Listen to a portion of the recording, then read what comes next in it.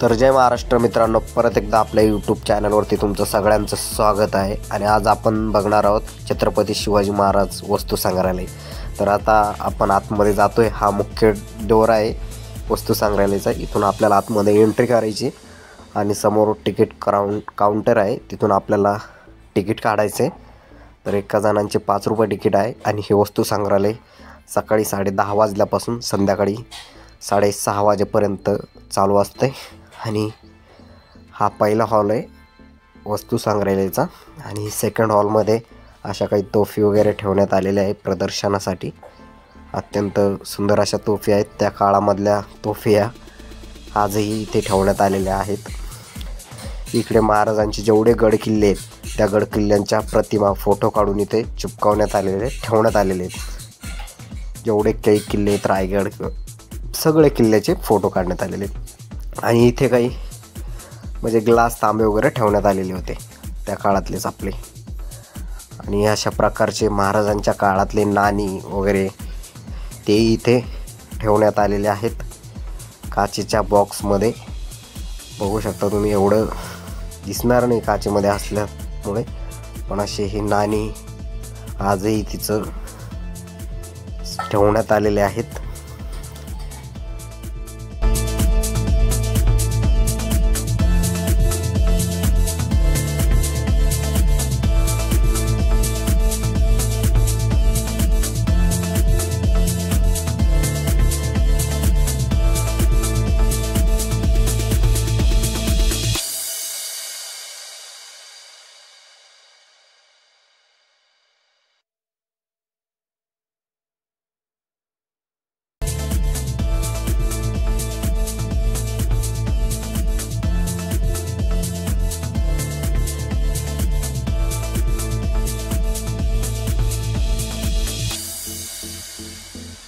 इकडे पण त्या काळातल्या काही वस्तू काचेमध्ये ठेवण्यात आलेल्या आहेत। अशा सुंदर प्रकारे त्यांचं संवर्धन इथे केले जाते। आणि बघू शकता काही पेटीज वगैरे आहेत, ज्या काळात काही ठेवायचं असलं आपली नाणी वगैरे पैसे, ते देखील इथे ठेवण्यात आलेली। काही छोटीशी ढालसुद्धा आहे इथे, ही देखील आपल्याला दिसते व्हिडिओच्या माध्यमातून। आणि शक्यतो तुम्हाला इथे जाता येत असलं तर नक्की विजिट करा। हे आपल्या छत्रपती संभाजीनगरमध्येच आहे वस्तू संग्रहालय।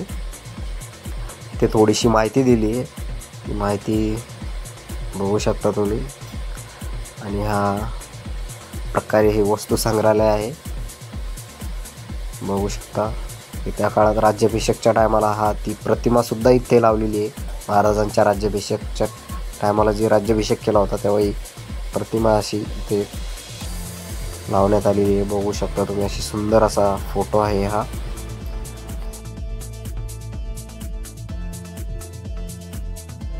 आणि मागच्या साईडला असा महाराजांचा सुंदर असा स्टॅच्यू इथे उभारण्यात आलेला आहे, असा हा सुंदर स्टॅच्यू।